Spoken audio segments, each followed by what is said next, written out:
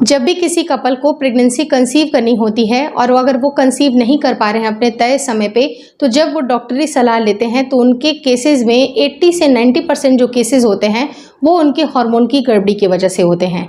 यानी कि हार्मोन में अगर गड़बड़ी होती है तो उससे काफ़ी ज़्यादा आपकी फर्टिलिटी के ऊपर बात आ जाती है, यानी कि आपको कंसीव करना थोड़ा सा मुश्किल हो जाता है।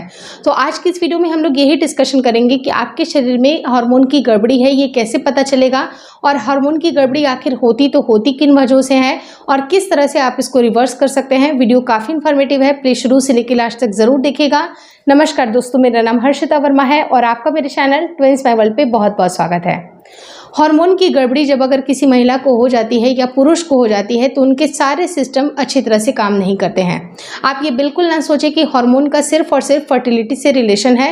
हार्मोन का बहुत सारी चीज़ों से रिलेशन है। आपके स्ट्रेस का लेवल कैसा है, आपको भूख कैसी आती है, आपकी नींद कैसी होती है, आप अगर खाना खाते हैं तो आप फुल फील करते भी है या नहीं, या कई बार आप रिलेशनशिप के टाइम पे भी अगर आपके प्रॉपर लिबिडो नहीं बनती है, उसकी भी वजह, उसका जो कारण होता है वो होता है आपका हार्मोन का इम्बैलेंस। यानी कि आपके हार्मोन के इम्बैलेंस अगर होते हैं तो शरीर में इन सारी चीज़ों के ऊपर भी प्रभाव पड़ता है।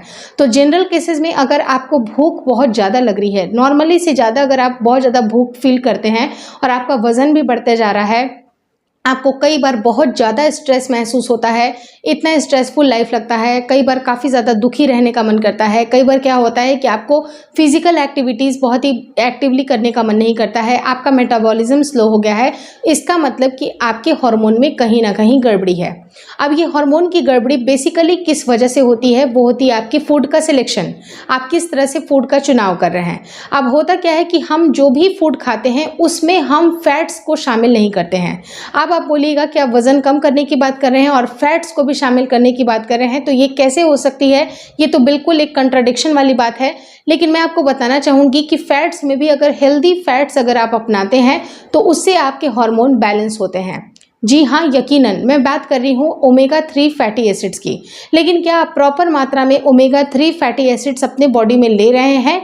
आपका जवाब होगा नहीं, क्योंकि जो भी फूड अगर आप खाते हैं या जो भी ऑयल अगर आप इस्तेमाल करते हैं अपने फूड में, वो जनरली बहुत ज़्यादा रिफाइंड ऑयल होते हैं। रिफाइंड बहुत ज़्यादा उसको प्रोसेस करके बनाया जाता है, और अगर आप उसका इस्तेमाल करते हैं तो वो आपके शरीर में ओमेगा 3 नहीं बल्कि ओमेगा 6 देता है, जो कि होता है ट्रांस फैट। आप बाहर की चीज़ें खाते हैं जहाँ पर ट्रांस फैट बहुत ज़्यादा इस्तेमाल किया जाता है, तो ये आपकी बॉडी के एंडोक्राइन सिस्टम के ऊपर काम करता है और ये कहीं ना कहीं आपके हार्मोन की गड़बड़ी का एक बहुत बड़ा रीज़न होता है।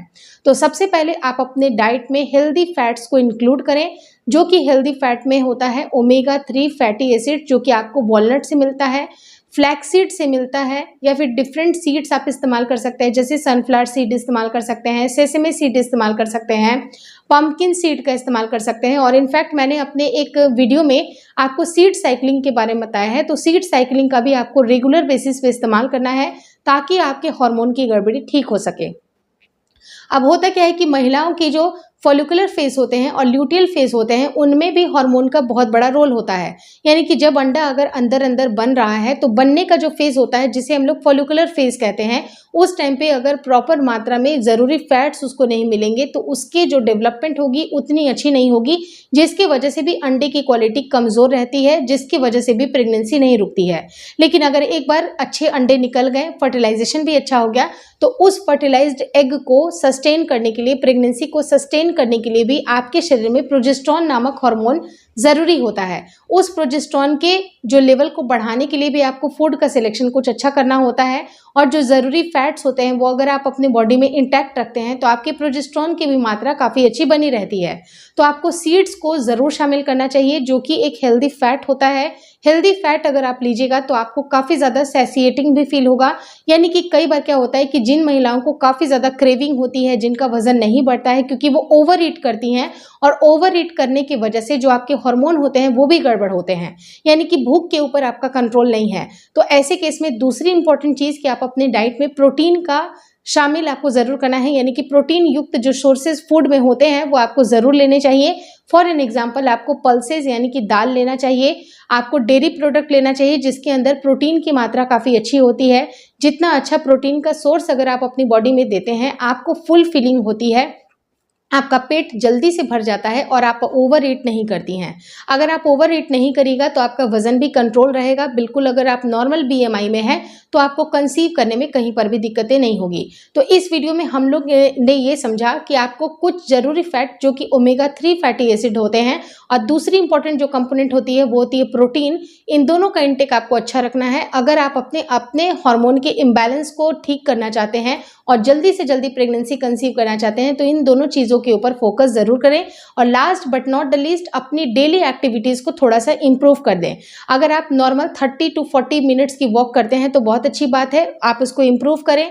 आप नॉर्मल लाइट एक्सरसाइजेस कर सकते हैं, योगा कर लीजिए या फिर कुछ ऐसी चीज़ें कर लीजिए जो कि आपकी बॉडी के लिए काफ़ी ज़्यादा आप एक्टिव फील करते हैं। मान लीजिए कि आपको योगा करना पसंद नहीं है तो आप सीढ़ियाँ चढ़िए उतरिए या फिर आप वॉकिंग कर लीजिए। अपने बॉडी को जितना ज़्यादा आप एक्टिव बनाइएगा उतना आपके हार्मोन की गड़बड़ी कम होगी और आपका हार्मोन बैलेंस होगा तो आपकी प्रेगनेंसी रुकने में भी कहीं कोई परेशानी नहीं होगी।